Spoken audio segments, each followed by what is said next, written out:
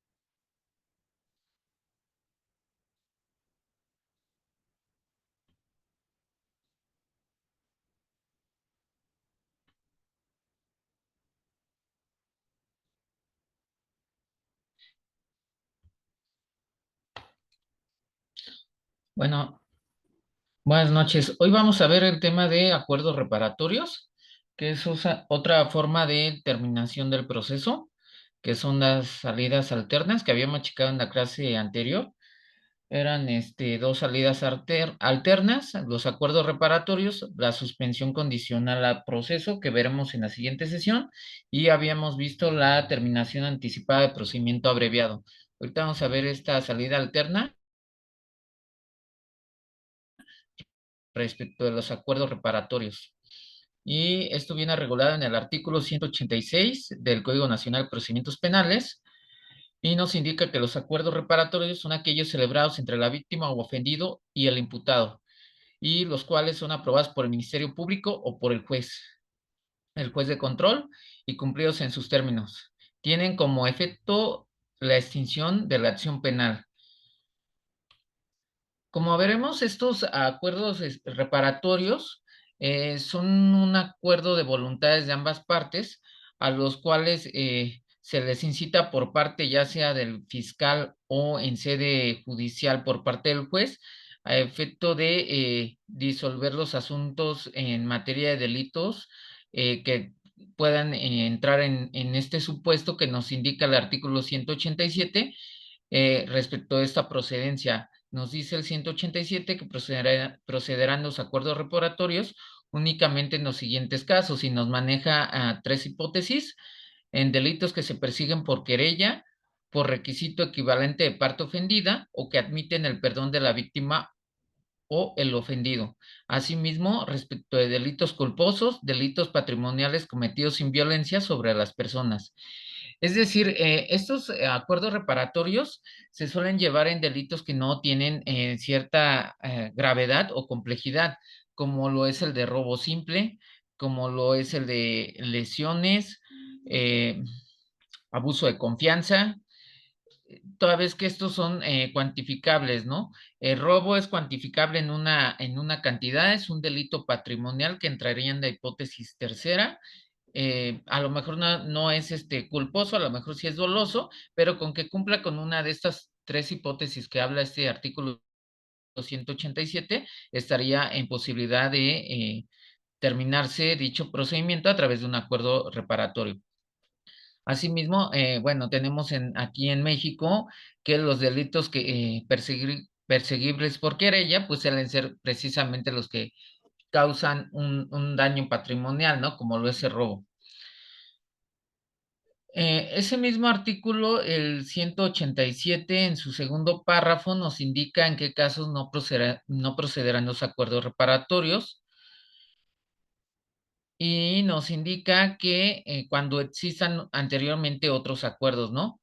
Por hechos que correspondan a los mismos delitos dolosos. Es decir, cuando ya se ha hecho ocupación de un acuerdo reparatorio previo, ya no habría esta posibilidad de acudir a otro acuerdo reparatorio, ¿no? Esto hasta en tanto no se cumpla el que ya se había impuestos, ¿no? Esto nos indica más que nada en aquellas personas que son reincidentes, ¿no?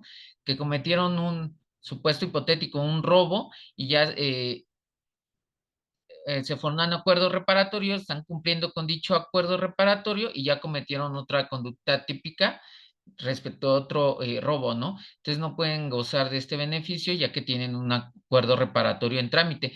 Nos vamos a dar cuenta más adelante que estos acuerdos reparatorios se pueden llevar en una sola exhibición o en ciertos plazos. Es decir, los acuerdos reparatorios buscan que se repare el daño causado a la víctima o ofendido del delito. Por eso nos indica la fracción tercera que aplica en delitos de carácter patrimonial. Lo que se busca en sí es que se repare ese daño, ¿no? Dicho daño puede ser cuantificable a través de un dictamen en contabilidad respecto de dichos daños, o bueno, si requieren sesiones médicas o algún tratamiento, bueno, también es cuantificable, ¿no? Eh, a través de un dictamen donde nos indica cuál es el gasto que se genera por dichas consultas, ¿no? Como podría ser en un delito de lesiones no graves, ¿no? Entonces, lo que se busca es reparar el daño y terminar el procedimiento. Si es en etapa eh, eh, desformalizada, que todavía no se judicializa, se hace ante el Ministerio Público y si es ante sede jurisdiccional, una vez judicializado el asunto, también se puede llevar a cabo en la etapa de investigación complementaria.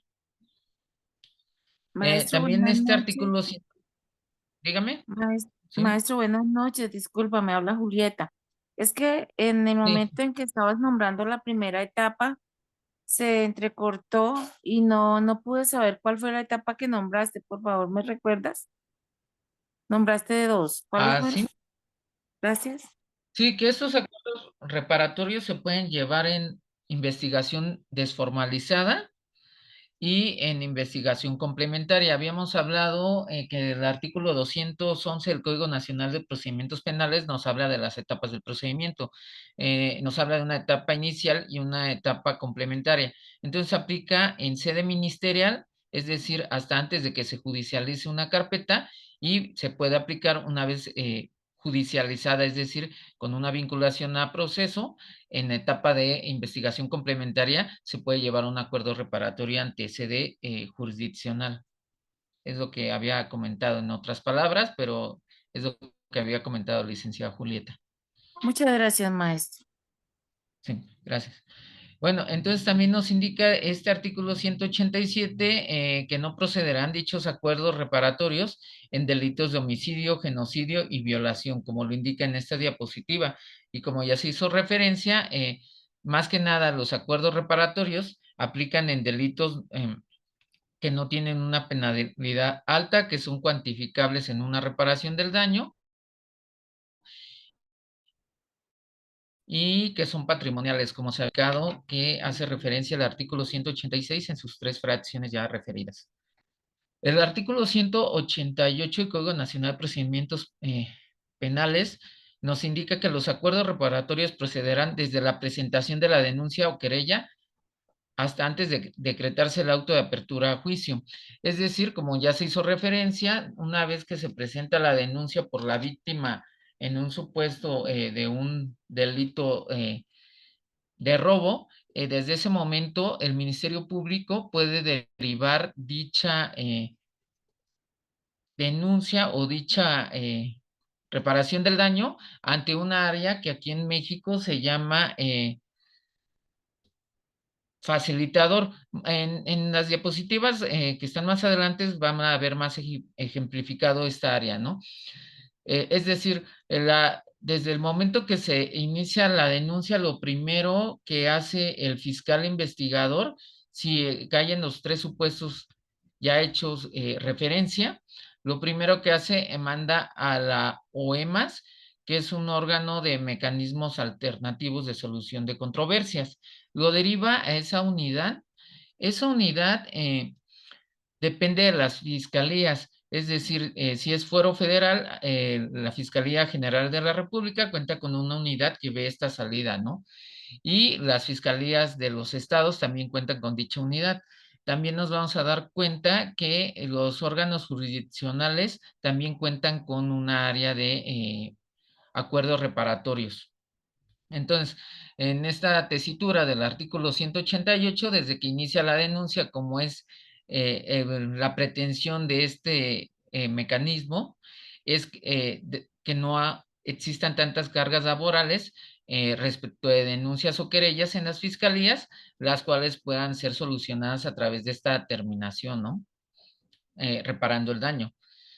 Entonces, asimismo nos indica que en el caso de que se haya dictado el auto de vinculación a proceso y hasta antes de que se haya dictado el auto de apertura a juicio, el juez de control a petición de las partes podrá suspender el proceso penal hasta por 30 días para que las partes puedan concretar el acuerdo con el apoyo de la autoridad competente especializada en la materia.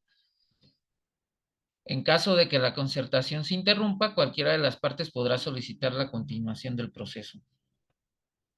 Y aquí tenemos ejemplificada, este es el órgano especializado en mecanismos alternativos de solución de controversias de la Fiscalía General de la República aquí en México. Esta unidad o órgano especializado depende del fiscal aquí de la Fiscalía General de la República, es decir, del fiscal federal. Aquí viene la referencia en la diapositiva de la liga de internet donde lo pueden checar. Esta liga de internet, si la ponen en su computadora, se van a dar cuenta que aquí viene en esta página, viene especificadas las funciones, ¿no? Por cuanto hace a estos mecanismos alternativos de solución de controversias en la Fiscalía General de la República. Ahí viene unos supuestos hipotéticos en los cuales se puede intervenir o se les puede dar esa derivación a ese órgano. Y bueno, como lo indica la diapositiva, aplica los mecanismos alternativos de solución de controversias a que se refiere la Ley Nacional de Mecanismos Alternativos de Solución de Controversias en materia penal. También nos vamos a dar cuenta que para esta terminación anticipada, bueno, o salida alterna, también tenemos una ley específica que es la Ley Nacional de Mecanismos Alternativos de Solución de Controversias en materia penal, que es la que aplican las fiscalías para llegar a acuerdos para la reparación del daño y que también aplican los órganos jurisdiccionales en su esfera competencial para resolver estos conflictos que se puedan llevar a través de dicho acuerdo reparatorio. Esta Ley Nacional de Mecanismos Alternativos de Solución de Controversias en materia penal la aplican un ente especializado, es decir, hay personas capacitadas para llevar a cabo estos mecanismos que se llaman facilitadores, que son los que hacen esta reunión donde las partes se citan a efecto de llegar a un convenio, ¿no? Convenio que se puede hacer la reparación en una sola exhibición o en plazos diferidos. Aquí tenemos ejemplificado que la Fiscalía General de la República hizo una convocatoria al personal del órgano especializado en mecanismos alternativos de solución a controversias, invitando a participar para el seguimiento de acuerdos reparatorios y que se integrara más personal a dicha unidad. De hecho, también aquí viene la liga de los requisitos que se le piden a dicho personal que pretende pertenecer a ese órgano especializado en mecanismos alternativos para efecto de que ingresen. Ahí se hace referencia, así como existe la figura del fiscal, del Ministerio Público, también existe esta figura en las fiscalías, que es el mediador. Aquí en esta diapositiva también se constata que el Tribunal Superior de Justicia de la Ciudad de México, es decir, el órgano jurisdiccional, cuenta con su centro de justicia alternativa. Ahí también tienen a sus mediadores. Bueno, también los estados, no en todos los estados tienen un instituto de mediación. Los que cuentan con ese instituto son los que se puede acudir en sede jurisdiccional a un acuerdo reparatorio. Cuando los órganos jurisdiccionales en los estados no cuentan con el instituto mediador, se acude al de las fiscalías, porque más adelante también vamos a ver que hay un artículo donde nos hace referencia que todas las fiscalías deben de contar con su órgano de conciliación y mediación. Y bueno, los poderes judiciales deberán prever que exista, pero no todos cuentan con este instituto, ¿no? De mediación. Entonces, cuando el órgano jurisdiccional no cuenta con dicho instituto de mediación, se apoyan en las fiscalías, ya sea en la Fiscalía Federal, si es un delito del orden del Foro Federal, o en las fiscalías estatales cuando es un delito del orden del Foro Común. Aquí también está una ejemplificación del Centro Estatal de Justicia Alternativa y Restaurativa del Poder Judicial del Estado de Michoacán de Ocampo, es decir, de un Poder Judicial estatal. Y bueno, la oportunidad para llevar a cabo un acuerdo reparatorio es desde su primera intervención, es decir, el Ministerio Público en su caso o el juez de control invitará a los interesados a que suscriban un acuerdo reparatorio en los casos que proceda de conformidad con lo dispuesto en este código, debiendo explicarles a las partes eh, las formas de dicho acuerdo, ¿no? Aquí nos indica en el segundo párrafo que las partes podrán acordar acuerdos reparatorios de cumplimiento inmediato o diferido.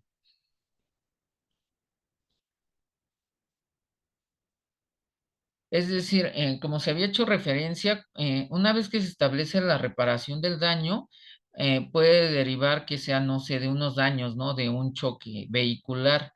Entonces, se determina a través del dictamen cuál es el daño a reparar y puede ser una suma, a lo mejor que no se puede exhibir en una sola exhibición, es decir, en un solo pago. Entonces ahí es cuando se hace a plazo diferido. Dichos plazos diferidos, bueno, se establecen entre las partes, ¿no? A cuánto tiempo se obligan. Estos pueden variar dependiendo la disponibilidad de las personas de pagar. Puede ser a lo mejor de 6 meses, un pago cada mes durante 6 meses hasta que se logre concretar la cantidad pactada para la reparación del daño.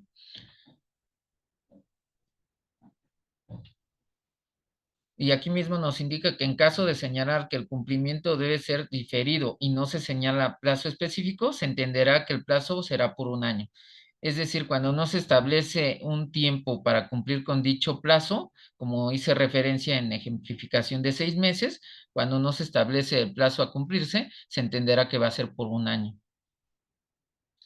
El plazo para el cumplimiento de las obligaciones suspenderá el trámite del proceso y la prescripción de la acción penal.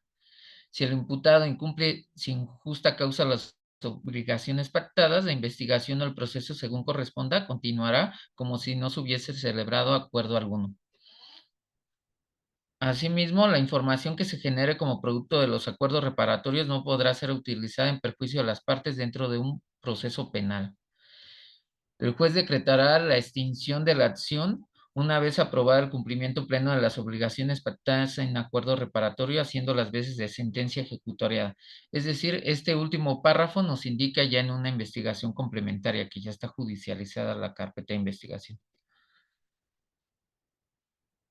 El artículo 190 nos indica que los acuerdos reparatorios deberán ser aprobados por el juez de control a partir de la etapa de investigación complementaria y por el Ministerio Público en la etapa de investigación inicial. Bueno, esto ya había hecho referencia al inicio de la clase, que dichos acuerdos se pueden llevar en etapa de investigación inicial o en etapa de investigación complementaria, como lo indica el artículo 211 del Código Nacional de Procedimientos Penales. Y nos indica asimismo que previa a la aprobación del acuerdo reparatorio, el juez de control o el Ministerio Público verificará que las obligaciones que se contraen no resulten notoriamente desproporcionadas y que los intervinientes estuvieran en condiciones de igualdad para negociar y no hayan actuado bajo condiciones de intimidación, amenaza o coacción. Aquí tenemos ejemplificado que existe la Ley Nacional de Mecanismos Alternativos de Solución de Controversias en Materia Penal. Dicha ley nacional, en sus generalidades, nos habla también de los principios que rigen a los mecanismos, ¿no? Y nos hace referencia a estos 7 principios, que es la voluntariedad, información, confidencialidad, flexibilidad y simplicidad, imparcialidad, equidad y honestidad. También nos indica la procedencia de los mismos y nos indica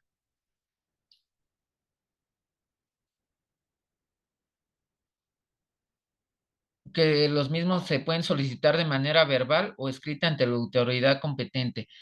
En la práctica, cuando se radica una carpeta de investigación, lo primero que hace el fiscal, si ve que entra en los supuestos de las 3 fracciones ya indicadas, le dice a la parte denunciante si es un delito de robo, de daño, que si quiere terminar su investigación a través de dicho acuerdo reparatorio, y es cuando deriva dicho asunto a esta unidad de mecanismos alternativos, a efecto de que ahí se citen a la contraparte, es decir, a quien está denunciando, y bueno, se haga esa conciliación, ¿no? Haciéndose un acuerdo y se les hace dicha invitación por parte de la Fiscalía de forma verbal. Si en sede jurisdiccional el juez los incita a que se vayan a través de dicho mecanismo, también de forma verbal, y posteriormente se hace de forma escrita el trámite administrativo correspondiente, ¿no? Donde se les hace de conocimiento a los facilitadores, es decir, a la unidad donde están estos eh, personal público especializado en dichos salidas alternativas, se les hace conocimiento por escrito dicha voluntad de la parte denunciante o de la parte víctima o ofendido de terminar su asunto a través de dicho mecanismo.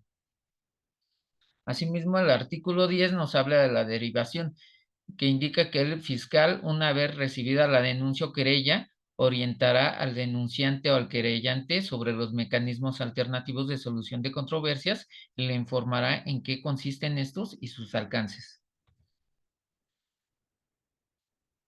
Nos indica el artículo 11 que los intervinientes podrán optar por que el mecanismo se desarrolle en el órgano adscrito a la Fiscalía o en el órgano adscrito al Poder Judicial si lo hubiere. Este artículo 11, aquí viene ya lo que había hecho referencia respecto a que las fiscalías estatales como la federal sí cuentan con dicho órgano de mediación, y algunos poderes judiciales estatales no cuentan con dicho órgano. Tan es así que aquí dice que podrán optar que el mecanismo se desarrolle en la Fiscalía o en el órgano adscrito al Poder Judicial si lo hubiere, porque no todos los poderes judiciales cuentan con dicho órgano de mediación.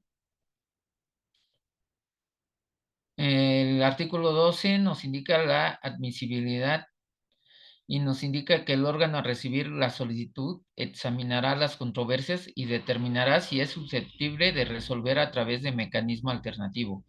Es decir, también este órgano de mecanismos alternativos verificará, ¿no? Que encuadren esas 3 fracciones referidas, porque si se deriva un asunto que no entre en un acuerdo reparatorio, es decir, un delito como ya se hizo referencia de violación, que es un delito más grave, pues ahí lo van a rebotar automáticamente, toda vez que va a ser analizado por el órgano de mediación.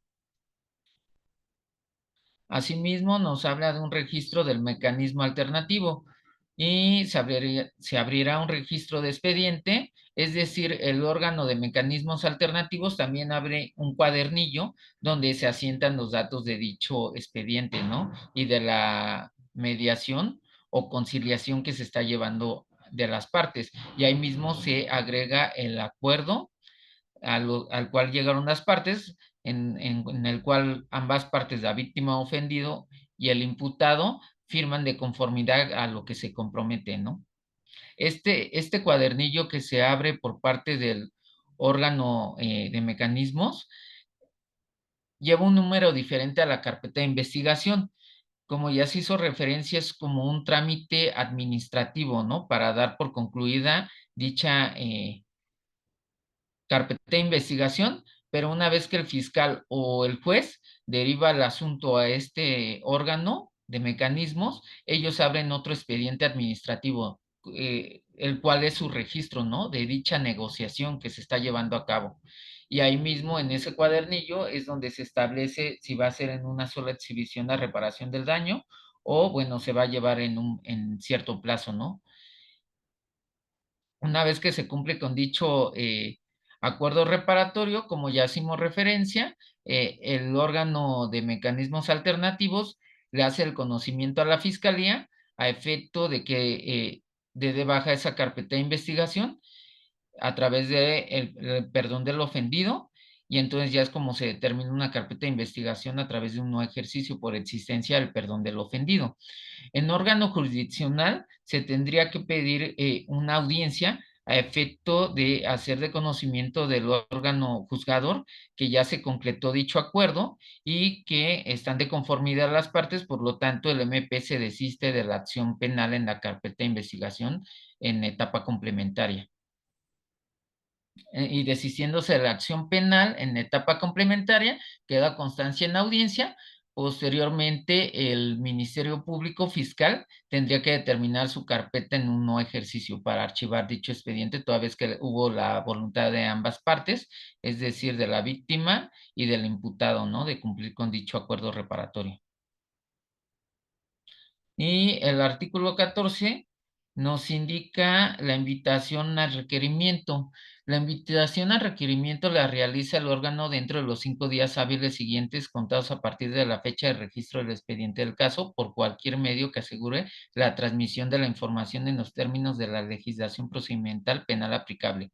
La invitación se hará preferentemente de manera personal. Es decir, cuando el fiscal le hace de conocimiento a este órgano de dicha voluntad de las partes de hacer uso de este mecanismo alternativo, le manda un oficio haciéndole conocimiento al órgano de mediación para que él inicie su trámite administrativo. Este trámite administrativo se radica y se hace la citación a las partes. Eh, ¿Cómo se hace la citación a las partes? Cuando le hace conocimiento el fiscal al órgano de mediación, le manda ciertos datos de la carpeta de investigación, es decir, le manda los datos del denunciante, del imputado, del delito por el cual se está remitiendo y una breve síntesis, aunque no todos lo hacen en la práctica, pero sí le indica por qué se manda, ¿no? Por petición de la persona denunciante y toda vez que el delito es patrimonial, y entonces en ese sentido le proporciona también el correo y los números telefónicos del denunciante para efecto de ponerse en contacto con la víctima para agendar la cita para la mediación. Y respecto del imputado, ya se cuentan con dicha información en la carpeta, o bueno, ya se debe contar previamente con dicha información donde pueda ser localizable, ¿no? Para que el mediador lo cite a dicha conciliación, porque el mediador no hace funciones de investigación como el fiscal. Entonces, el mediador se le hace llegar toda la información para la citación de la mediación por parte del fiscal. Si el fiscal cuando le presenta la denuncia o querella, el denunciante, nada más proporciona sus datos del denunciante, pero no se cuentan con los datos de la persona a la cual se le está acusando de cometer dicho ilícito, el fiscal previamente a mandar la derivación tendría que conseguir esos datos de localización de la persona para que cuando se manda derivación se le puedan proporcionar al facilitador, el cual va a citar a las partes. Bueno, aquí nos dice el artículo 15 el contenido de la invitación y nos indica que la invitación a que se refiere el artículo anterior deberá contar con el nombre y domicilio de requerido, el motivo de la invitación, lugar y fecha de la expedición, indicación del día, hora y lugar de celebración de la sesión de mecanismo alternativo. También nos habla el artículo 16 de sesiones preliminares. En caso con características que así lo requieran, es decir, sesiones privadas de carácter preparatorio, ¿no? A llevar en un acuerdo o un mecanismo alternativo. El artículo 17 nos habla de la aceptación de sujetarse al mecanismo alternativo. Cuando el solicitante y el requerido acepten someterse a un mecanismo alternativo, manifestarán su voluntad en ese sentido y se registrará esa circunstancia por escrito. También el artículo 18 nos habla de la suspensión de la prescripción de la acción penal, es decir, cuando el MP deriva esta solicitud al órgano de mediación, el delito no prescribe toda vez que se pausa, ¿no? Dicha prescripción, toda vez que se está en el trámite de la mediación. Y también si es en una causa judicial, en un proceso, también se suspendería la prescripción toda vez que se está mandando a mediación. Dice que las sesiones, el artículo 19, se llevarán únicamente con la presencia de los intervinientes y en su caso de auxiliares y expertos a petición de las partes. Los intervinientes podrán recibir orientación jurídica para tal efecto cuando ambos intervinientes cuenten con abogado. Estos podrán presenciar las sesiones, sin embargo, no podrán intervenir durante las mismas. Es decir, la mediación se supone que la desarrolla el mediador o facilitador con las dos partes nada más, con el denunciante y con el imputado, sin que medie las voluntades de sus abogados, ya que muchas veces pueden que estos abogados digan, no, no llegues a dicha pretensión, ¿no? Que se vaya a un juicio, ¿no? Entonces, esa no es la función que se busca con los acuerdos reparatorios. Lo que se busca es la reparación del daño, sin intervención de otras voluntades externas. Aquí las partes intervinientes prácticamente es el denunciante, que es el que resiente la afectación, ya sea como víctima directa o indirecta, y quien va a reparar dicho daño, que es la persona a quien se le está imputando el delito, ¿no? También nos indica este artículo que en cualquier caso que se suscite alguna duda de índole jurídica que no pueda ser resuelta por los auxiliares y expertos invocados por el facilitador, es decir, este facilitador vendría siendo el mediador. Cualquiera de los intervinientes podrá solicitar la suspensión de la sesión a fin de que pueda consultar a su abogado si lo tuviere, pero como ya se hizo referencia, dicho abogado no va a poder intervenir. Más que nada, se pausaría dicha sesión de conciliación a efecto de que consultara a su abogado si es que le conviene a sus intereses, pero bueno, no es vinculante a que así acepte lo que diga el abogado, porque el abogado no se va a pronunciar en dicha conciliación, más que las partes que son las que intervienen.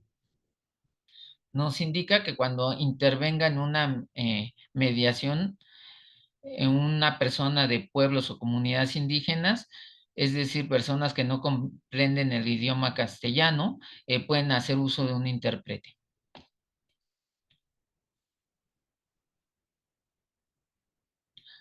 También nos indica que el facilitador hará saber a los intervenientes las características del mecanismo, las reglas a observar, así como sus derechos y obligaciones.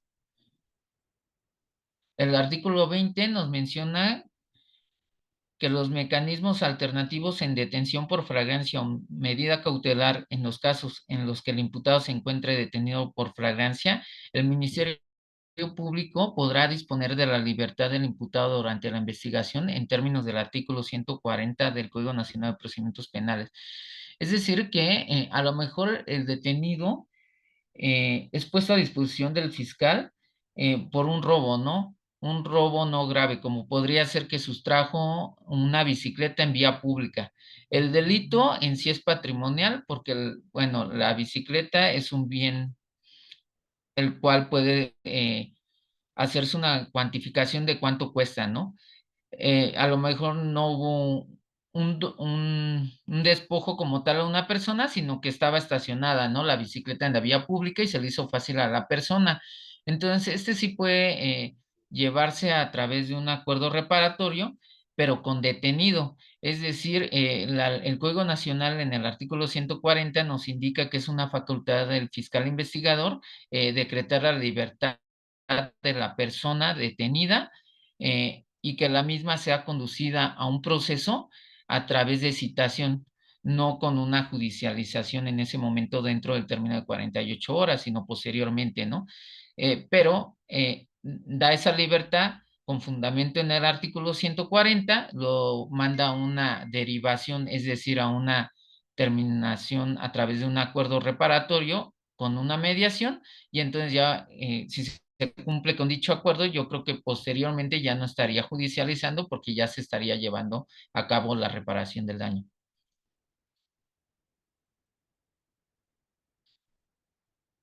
Asimismo, nos indica que en los casos en los que el imputado se le haya impuesto la medida cautelar de prisión preventiva o alguna otra que implique privación de su libertad, se estará lo dispuesto en el artículo 161 del Código Nacional de Procedimientos Penales a fin de que se modifique la medida cautelar y si esté en posibilidad de participar en un mecanismo alternativo.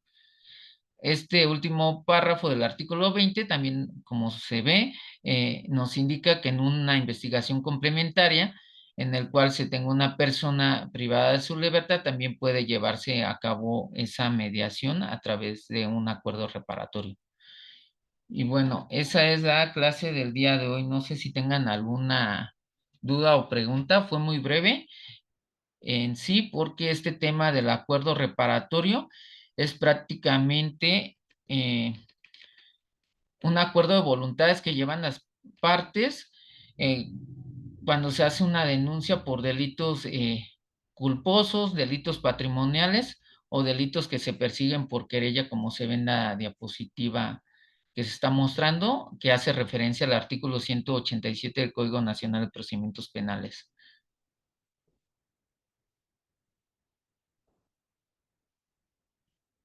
Y guarda relación con la Ley de Mecanismos Alternativos de Solución de Controversias en materia penal. No sé si tengan alguna duda,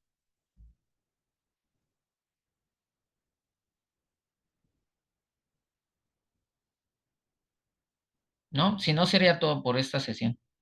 Muchas gracias, maestro Alan, por muy buena la clase. Buenas noches, licenciado. Muchas gracias. Excelente clase. Gracias, hasta luego. En la otra sesión vamos a dar la suspensión condicional al proceso, que es la otra salida alterna al procedimiento. Gracias, Licenciado, ¿usted maestro nos podía Alan. hacer el favor de regalarnos las diapositivas? Sí, de hecho ahorita se las estoy enviando al WhatsApp. Listo. Gracias, maestro. Sí, hasta Maestro, luego. muchas gracias. Excelente clase. Muchísimas Gracias. gracias. Que tenga una feliz noche. Dios lo bendiga. Maestro Alan. Igualmente, hasta luego.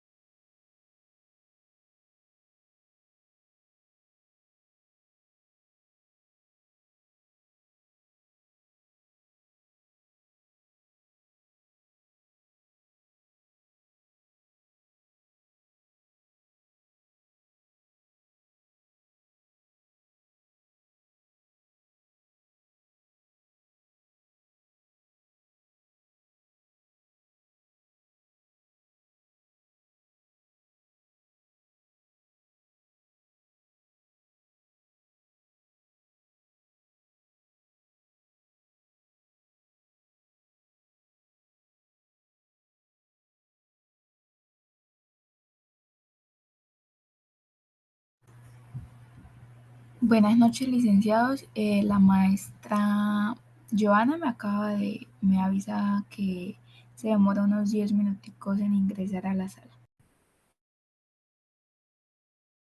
Gracias, licenciada Carla, muy amable.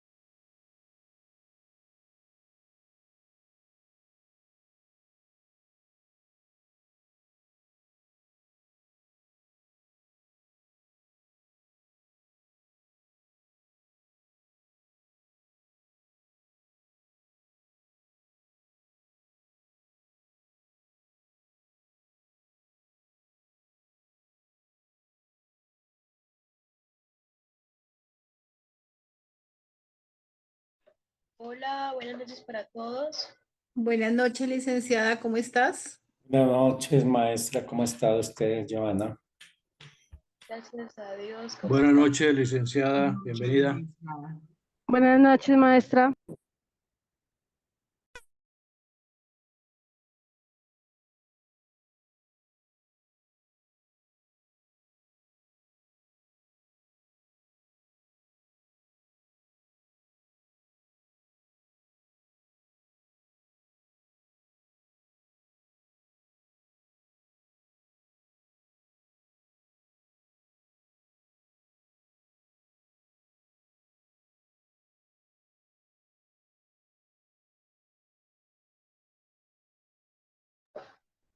Bueno, antes de empezar, quería pedirles disculpas por la tardanza. No había llegado todavía a mi jornada laboral, estamos aquí. A manera de introducción, pues quiero contarles que hoy y el día lunes que tenemos nuestra clase de reposición, estaremos hablando de la acción y la contradicción. Tengo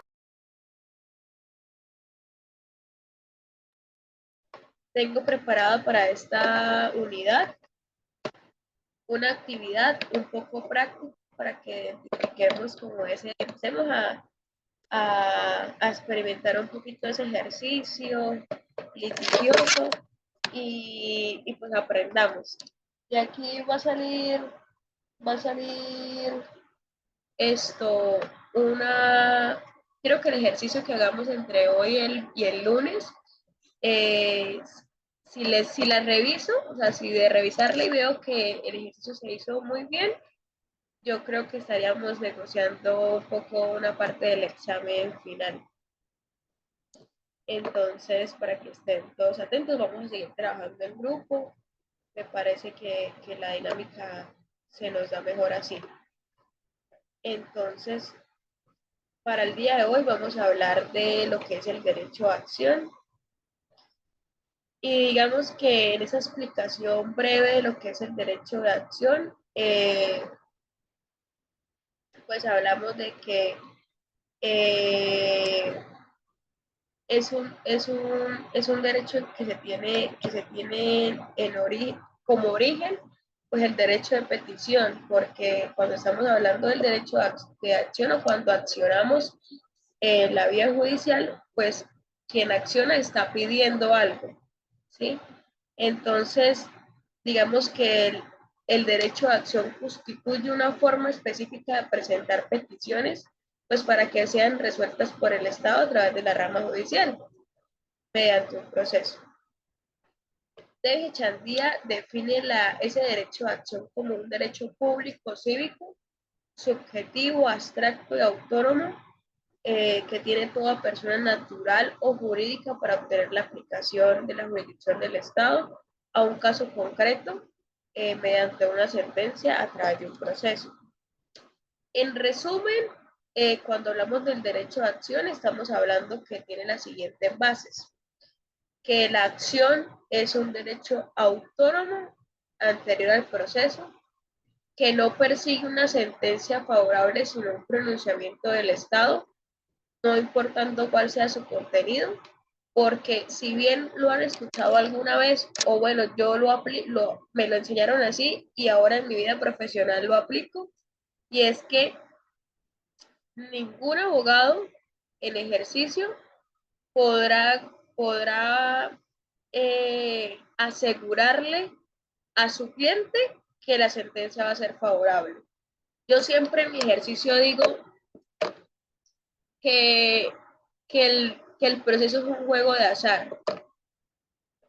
Juego de azar desde el reparto de la demanda, porque no sabes en qué juzgado te toque, no sabes qué juez te toque, no sabes qué trámite le vayan a dar, no sabes la afinidad que haya de pronto, porque al final somos seres humanos, la afinidad que exista dentro del juzgado con esa contraparte.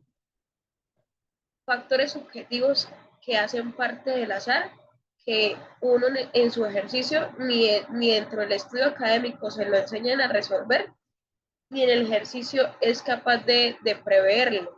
Entonces, no se persigue una sentencia favorable, se persigue es el pronunciamiento del Estado a través de sus jurisdicciones, cual sea su contenido, eso es lo que buscamos.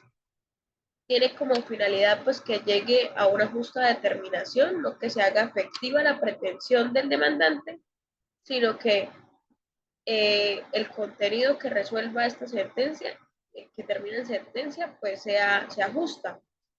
De ahí que su carácter pues es que es público. El sujeto pasivo del derecho a acción es el juez, indirectamente el Estado, porque es ante él quien se tramita el proceso. Pues al presentarse la demanda le estamos imponiendo una obligación procesal que es satisfacer el proceso independientemente de cómo termine la sentencia. Y que la acción pues forma parte de los derechos cívicos como el derecho subjetivo que es el derecho público. Cuando hablamos de elementos de acción, cuando estamos hablando de la acción, estamos hablando que esta tiene unos elementos. Los elementos son los sujetos, el objeto y la causa. Presten bien atención a esto porque esos elementos los vamos a estar desglosando más adelante. Entonces, cuando hablamos de sujetos, estamos hablando del actor o el demandante como sujeto activo y del juez en representación del Estado como sujeto pasivo. El sujeto pasivo puede ser el sujeto activo puede ser cualquier persona natural o jurídica por un solo acto de voluntad, pues al iniciar el proceso con cualquier fin. Otra cosa es que para iniciar esa acción, la ley ha establecido unos requisitos específicos para admitir la demanda y que se inicie ese proceso. A eso le llamamos presupuestos procesales. Y para que se pueda resolver esa petición que realizamos a través de esa demanda y que termine en una sentencia. Cuando hablamos de acción en el derecho penal, decimos que esa acción es a través del Estado, porque es a través de sus funcionarios que se da como mayormente el inicio de ese proceso. Conocemos que el derecho penal inicia con una investigación, o sea, siempre se debe hacer una investigación para llevarlo hacia el juez de control de garantías o el juez de conocimiento quien corresponda. Entonces, puede iniciar del Estado oficiosamente o también puede iniciar por las personas cuando estos interponen una denuncia o una querella. Entonces, en el derecho civil, en el derecho administrativo, se dice mucho que el derecho es en la justicia ordinaria y en lo contencioso administrativo se dice que el derecho es rogado, porque tú tienes que estar todo el tiempo diciendo, primero, pues tienes que iniciar la acción, ¿no? No como en el derecho penal, que el derecho penal puede iniciar de manera oficiosa por el Estado, por funcionarios del Estado. Entonces, en el derecho civil, en el derecho administrativo, tú debes colocar la acción y tú estás encargado de darle impulso a ese proceso. Entonces, lo que habíamos hablado en las clases anteriores, para que vaya de etapa a etapa, tú tienes que pedirle al juez que avance. Decirle, oiga, señor juez, ya hice esto, ahora va esto, por favor, ordene hacer esto. Vemos que en el derecho penal, oficiosamente el proceso se mueve y no necesita estar la persona dándole ese impulso, ese proceso, sino que en la dinámica es diferente. Otro elemento de la acción es cuando hablamos del objeto, y es que, ¿cuál es el objeto de un proceso? ¿Qué es lo que persigue? Pues que haya una manifestación del Estado, favorable o desfavorable, a la que denominamos sentencia, pero que haya una manifestación. En penal, pues estaríamos hablando de de que sea una sentencia justa, es con responsabilidad pues al imputado o al procesado, y en el civil pues estaremos hablando de que se accedan o no a las pretensiones de la demanda que se haya instaurado en su momento. Otro elemento de la acción es los intereses que justifican el ejercicio de la acción para promover el proceso y obtener el fallo. Pues siempre que hablamos en derecho civil estamos hablando que los intereses pues son esos intereses de las partes de solucionar un conflicto. Y si estamos hablando pues en derecho penal, estaríamos hablando que esa causa es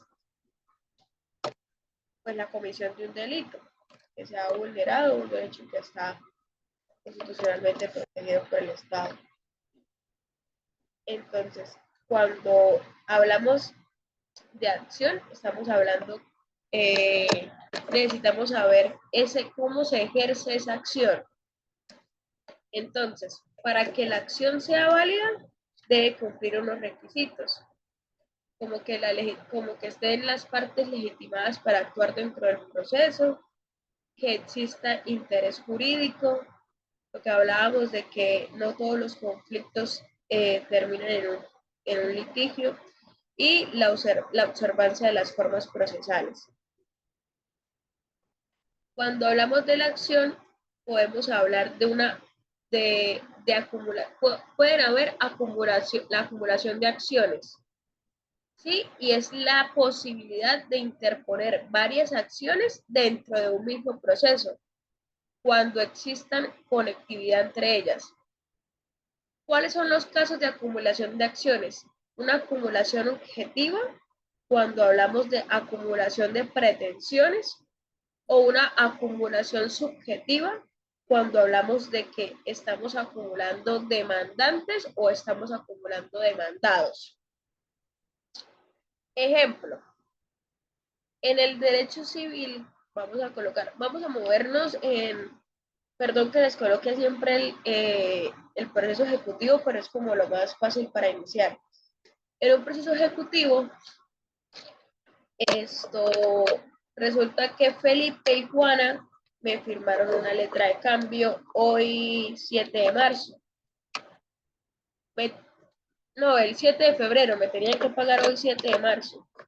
Pero ellos también me habían firmado unas letras de cambio en octubre del 2024 y eran exigibles en noviembre del 2024, el 7 de octubre del 2024. ¿Qué puedo hacer yo? Acumular pretensiones. Están los dos títulos exigibles porque ya la fecha de exigibilidad se dio. Es decir, yo pudiera iniciar las acciones por separado, una demanda para cada título, pero la acción me faculta de que yo pueda unir esos dos títulos, esas dos acciones, esos dos intereses, y los lleve en un solo proceso. Entonces ahí estaríamos hablando de una acumulación objetiva. Pero resulta que yo también podría iniciar la acción, resulta que hoy no le quiero cobrar a Felipe, sino que le quiero cobrar a Juana, e inicio la acción contra Felipe.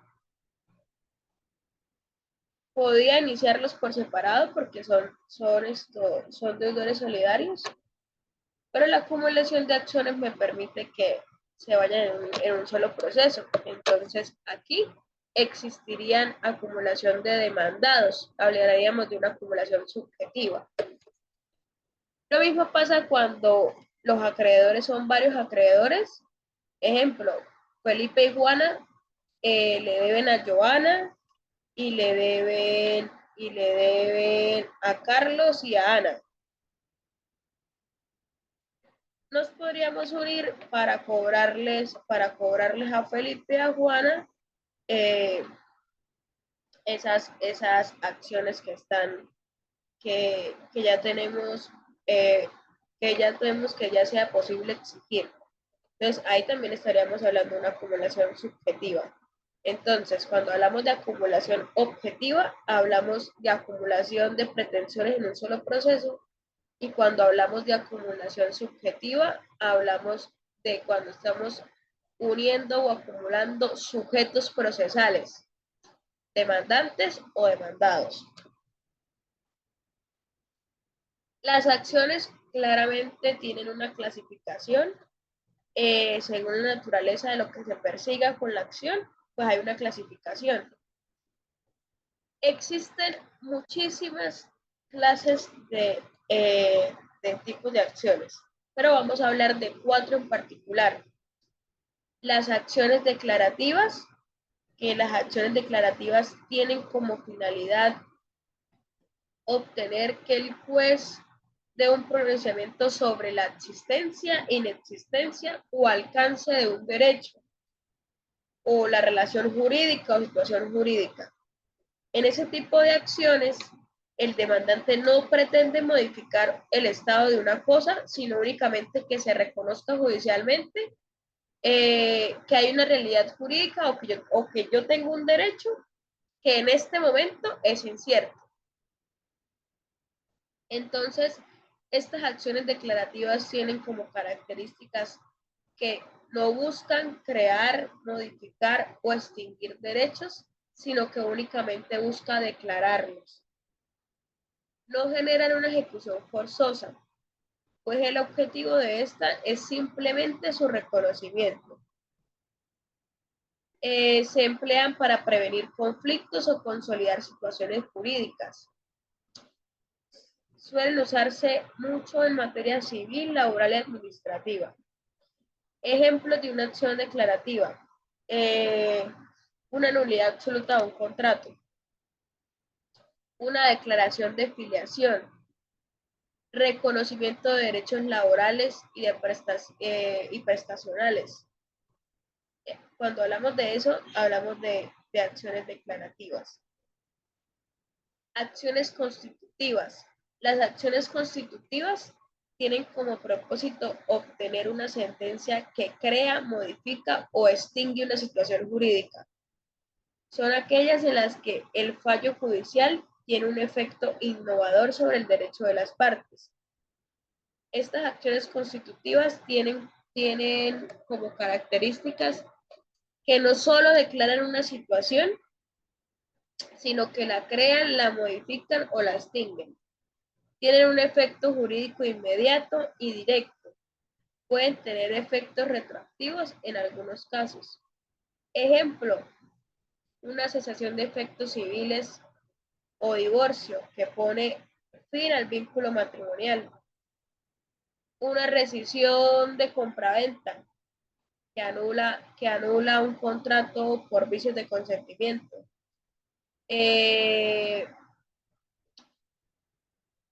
Un proceso de filiación entre el adoptante y el adoptado. ¿Qué más?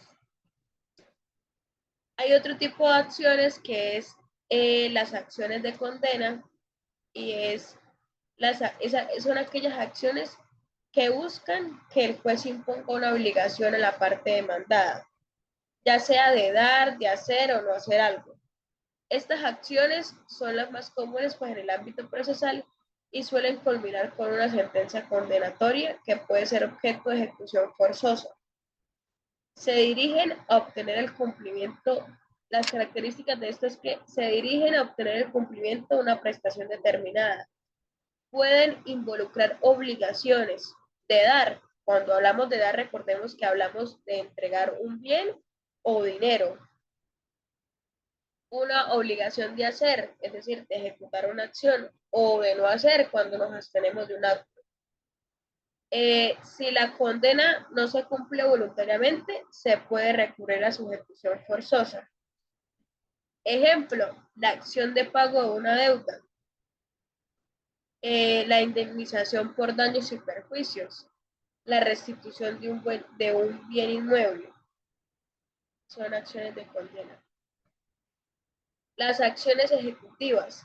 Las acciones ejecutivas buscan hacer efectivo un derecho ya reconocido previamente mediante un título ejecutivo, es decir, un documento que acredita la obligación exigible Ya, ustedes ya vieron derecho civil, ¿verdad? Obligaciones vieron.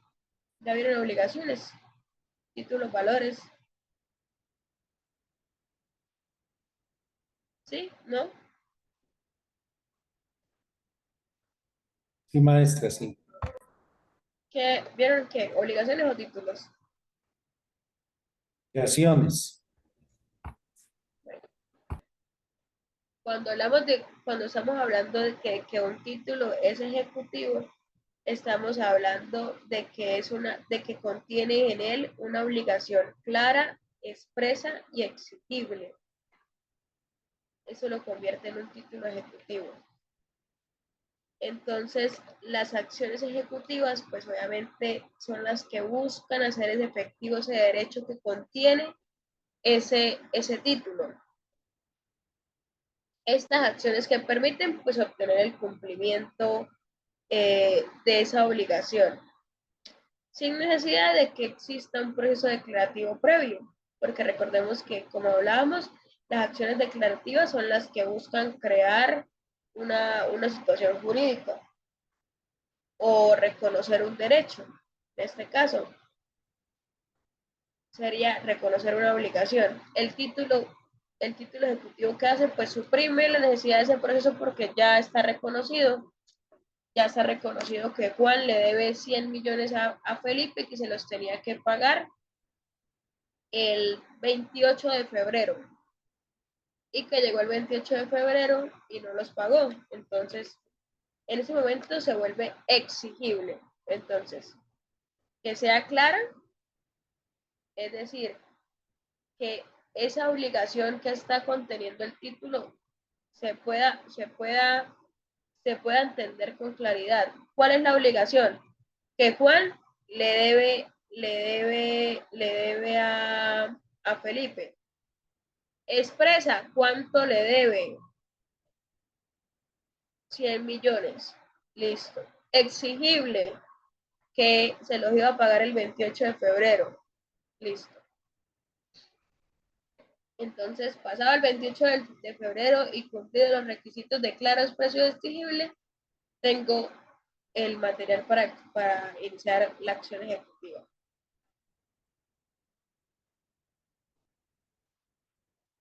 Las sentencias tienen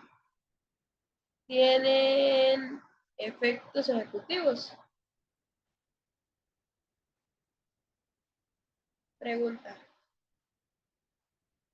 Las sentencias condenatorias tienen efectos ejecutivos.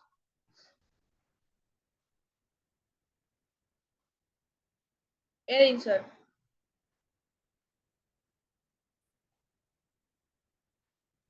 Buenas noches, maestra. Yo considero que sí, ¿sí? Muy bien, así es.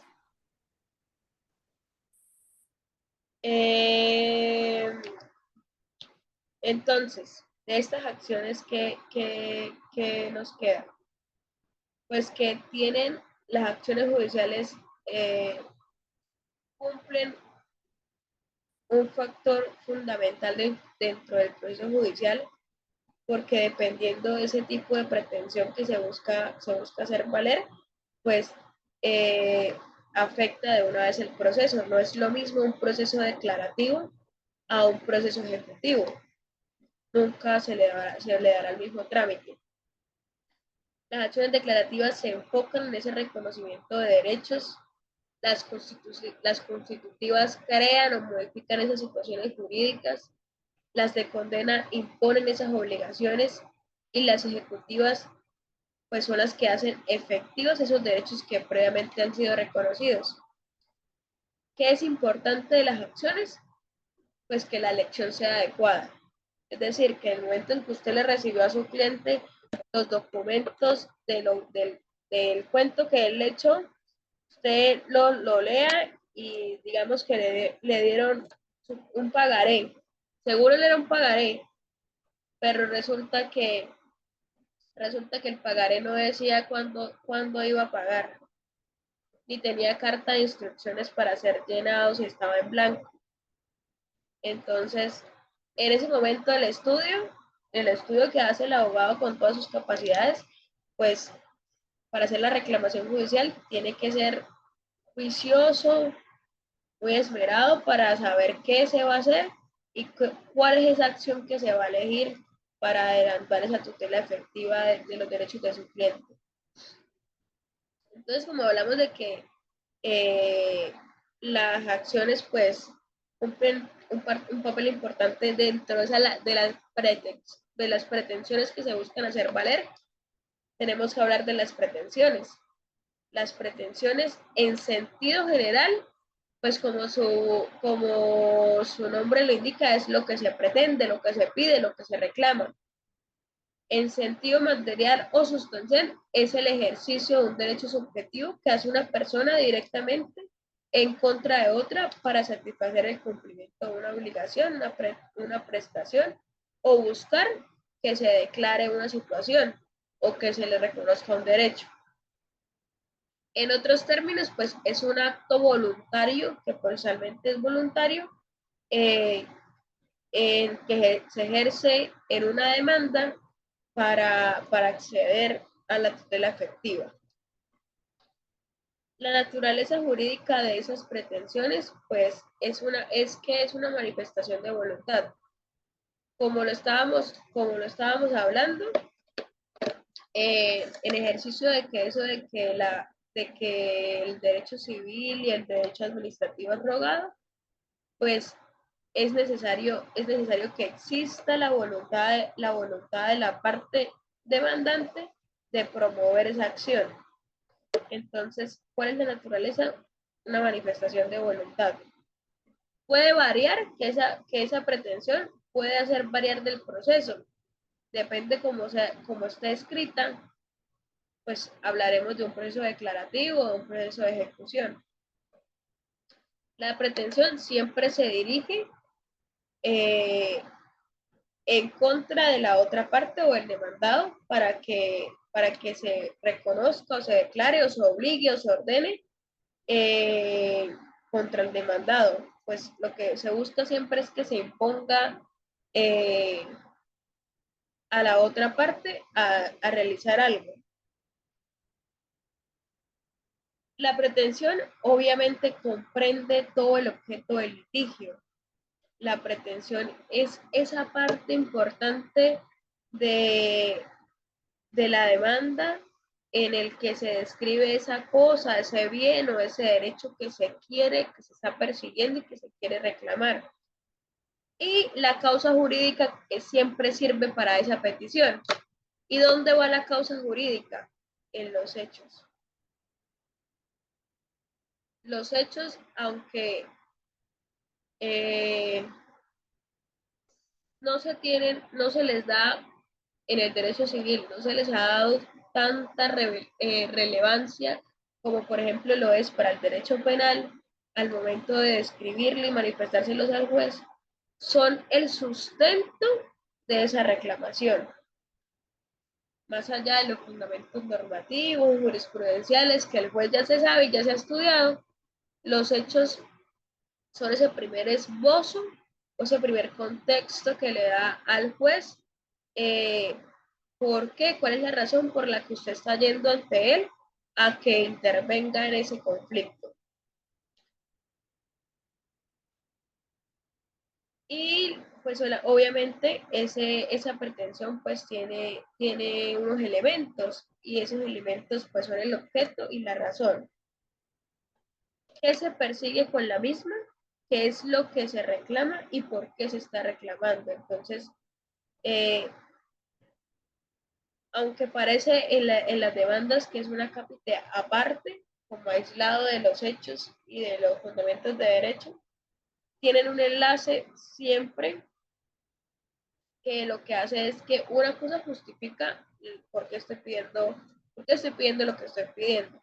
Entonces, yo no le puedo pedir al señor juez que le ordene pagar al señor Juan los 100 millones de pesos que me debe, que debió pagarme el 3 de marzo, y que lo condene por intereses moratorios, si yo en los hechos no le dije que era el 3 de marzo que él debía pagarme. le estoy pidiendo, pero no le he justificado antes por qué lo estoy pidiendo. Entonces, esos elementos son muy importantes. Hasta aquí hemos terminado el derecho a acción. Voy a enviar al grupo, estoy entrando al grupo, voy a enviar un tallercito que tengo.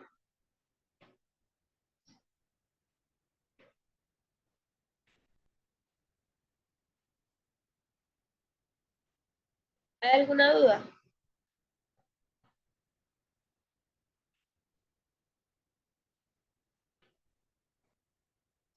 ¿Todo bien?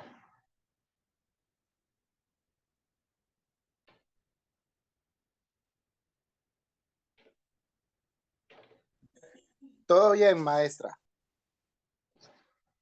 Si quieren, abran en sus celulares, en sus computadores, no sé. Les acabo de enviar un taller. Porque es importante que dejen de usar, no vayan a poner a ChatGPT a que hagan el trabajo. Porque es importante que ustedes lo realicen juiciosamente, conscientemente, para que podamos identificar dónde están de pronto los errores en la práctica. Empecemos ya a montarnos un poquito en la práctica. Pero si ponen a ChatGPT, pues ChatGPT siempre es un poquito más veloz y más inteligente, entonces los hará pasar la materia con una nota muy alta, pero pues no vamos a identificar errores. Entonces, si quieren, ábranlo. Alguien que me ayude a leer. Se lo leo, maestra.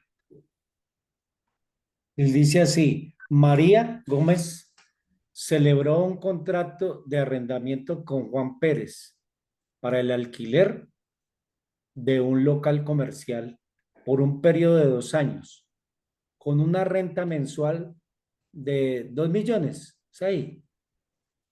2 millones, doctora, ¿es ahí? ¿O 200? Sí, 2 millones, 2 2 millones. millones.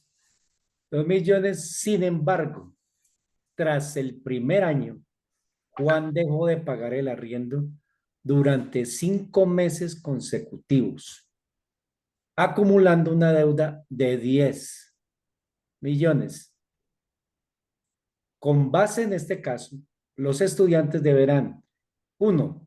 Identificar los elementos del derecho de acción: sujeto activo, sujeto pasivo, causa y objeto. 2. Determinar qué tipo de acción adelantar. 3.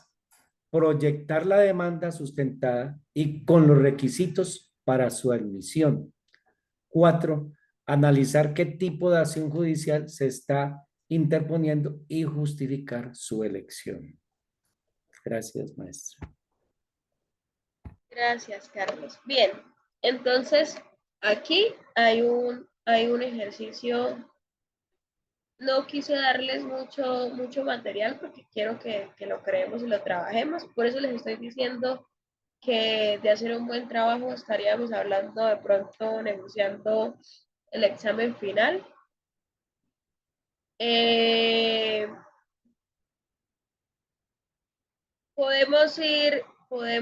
Si para el lunes, si pueden, podemos ir adelantando 3 de esos 4 puntos, y es identificar cuáles son los elementos de ese derecho a acción, determinar qué acción adelantar y analizar pues esa acción judicial que se va a interponer y justificar por qué la han elegido. Ya con el lunes que veamos derecho de contradicción y y hayamos socializado entre todos qué eligieron, qué pensaron, este taller empezamos a adelantar el tema de la demanda, pero no solamente formular la demanda, quiero que formulemos, que nos creemos las pruebas, que en ese ejercicio del derecho de contradicción, si les gusta, nos dividimos en los grupos y unos contestan a esa demanda y hacemos ese ejercicio chévere para esta clase. Entonces, si pueden para el lunes, ojalá, para que traigan un poquito más claro y veamos con mejor claridad contra la posible contradicción para esta tarea. Identifiquemos cuáles son los elementos de este caso para ejercer el derecho de acción en este caso. ¿Qué acción podemos adelantar? ¿Por qué esas acciones? El por qué. No tienen que entregarme nada, solo vamos a socializar el lunes. Bien, entonces, si quieren ir adelantando, nos vemos. Hemos terminado por hoy. Si quieren ir adelantando el taller para el día lunes, maravilloso. Y si no, pues pueden participar del foro, si no ha terminado el foro que vi por ahí que estaban compartiendo por el grupo. Y además, la doctora Ashley participó y estuvo muy bien la participación. Eso es todo por hoy. Nos vemos el día lunes a las 7 de la noche. Prometo estar puntual para que adelantemos. Ojalá tengamos varias respuestas sobre esas 3 preguntitas y empecemos a trabajar más práctica esta clase. ¿Listo? Muchas gracias, licenciada. Maestra, buenas Excelente noches. noche. Gracias. Una pregunta. Una pregunta. Buenas ¿Sí? noches, maestra. Maestra, ¿qué posibilidades hay de que tengamos con usted la segunda hora? ¿Con qué fin? Con el fin de que socialicemos. Este tema es muy importante, muy interesante. No tienen más Entonces, es clases. posible que, o bueno, no sé. Sí, tenemos tienen dos materias, pero a la primera es con la doctora, con la maestra, perdón, pues a las 19 con la maestra Verónica. Pero entonces, ¿cuál es mi propuesta? De que dejemos la segunda, dice que es a las 19. Usted dice que empecemos a las 19, ¿cierto? Y a las 19 tenemos con la maestra Verónica. Entonces, ¿qué posibilidades hay de que con usted tengamos la segunda hora? No tengamos a las 7. Y es que no he cuadrado, Carlita está por ahí. Maestra, buenas Perdón, noches. doctora. Buenas Ahí noches. está el doctor Buenas John. noches. Doctora, buenas noches. Buenas noches. Perdóneme, doc, que yo Maestra Joana. intervenga en este punto, doc. Pero es que resulta que estamos manejando y desarrollando otras actividades con algunos compañeros y ya yo creo que todo el grupo lo tiene claro. Los horarios los manejamos de conformidad con unos acuerdos que se hacen con la licenciada Carla. Se van a empezar a hacer otras actividades en coordinación con Magíster y para mí me gustaría que cualquier tema que tratemos al respecto, si usted lo tiene a bien, doc, hablarlo con la licenciada Carla, nos reuniríamos los 3 y miraríamos el tema, doc, ¿sí? Pero de pronto como para que no se nos presenten alteraciones ahorita y no se nos presenten situaciones que de pronto puedan incomodar o que puedan afectar los procesos que tienen otros compañeros, pues lo ideal es que con mucho gusto abrimos un espacio y tratamos de coordinar de la mejor manera, ¿vale, doc? No, es que el lunes creo que nos confundimos. El lunes hay reposición de la clase que no tuvimos hace 8 días. No, doc, mira, te comento lo siguiente. Nosotros, antes de hacer cualquier reposición, sea una, sean varias, cuando se va a reponer alguna clase, nos ponemos en contacto con la licenciada Carla y nos ponemos de acuerdo para ver si es viable o no es viable hacerlo, por ejemplo, el lunes. ¿Me hago entender? Entonces, cuando se hace alguna clase, es porque lo coordinamos en el paso a paso. No sé, de pronto, por John, eso te buenas digo, noches. no habría... Hola, Carla. Dime.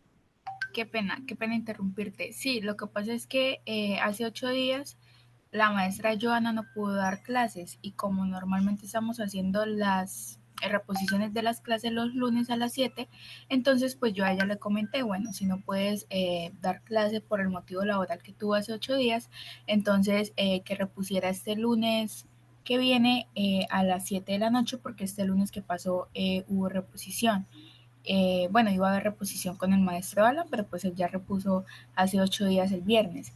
Entonces, pues yo a ella le comenté que pues que pudiera dar la clase de reposición este lunes que viene a las 7 de la noche y a las 8 de la noche tienen su clase normal con la maestra Verónica. Carla, lo que pasa es que tenemos unas actividades con mi general Parra el día lunes y pues tú sabes que yo sí procuro que Ah, ok, cuando John. vayamos Perfecto. a desarrollar estas clases, pues igual, si bien es cierto no se toma lista ni afecta las notas, también es cierto que pues tú sabes que lo ideal es que esté en la mayor parte del grupo. Entonces no sé John, si de no hay pronto, por problema. eso te digo, si Entonces, quieres, abrimos un espacio con la doc y nos ponemos de acuerdo mañana, porque pues también disponemos de los sábados. Acuérdate que con ASBI y con otros docentes a veces lo hemos hecho los sábados precisamente por los temas que se puedan manejar los lunes. Pero pues en todo caso yo creo que nos ponemos de acuerdo los tres como para que de pronto no se nos vuelva ahorita tan complicado con el tema de qué le facilita a listo, algunos John, no hay compañeros. problema. Entonces ¿Te mañana parece? nos ponemos de acuerdo, ¿sí? Porque pues sí, ya teniendo en cuenta pues que tienen una actividad con el general, entonces no hay problema. Mañana nos ponemos de acuerdo para ver cuándo sería entonces la reposición de la maestra Joana. Listo, Sí, dale, entonces te no hay agradecería. lío, no hay lío, nos vemos en ese orden de ideas el próximo viernes, ¿sí? Y en el transcurso de estos días cuadramos esa reposición. Vale, doc, te agradecemos mucho. Listo, vale, vale. No, gracias a ustedes. Bueno, feliz noche. Estoy atenta a cualquier cosa que surja, dudas que surjan por WhatsApp y que descansen. Espero estén leyendo por ahí el libro que les compartí al grupo. Feliz noche, doctora Maestra, Joana. muchas gracias. Buenas Hasta noches. luego. Muchas gracias, buenas noches. Muchísimas gracias, maestra. Que tengamos buena noche. Que Dios los bendiga a todos. Amén. Dios los bendiga a todos.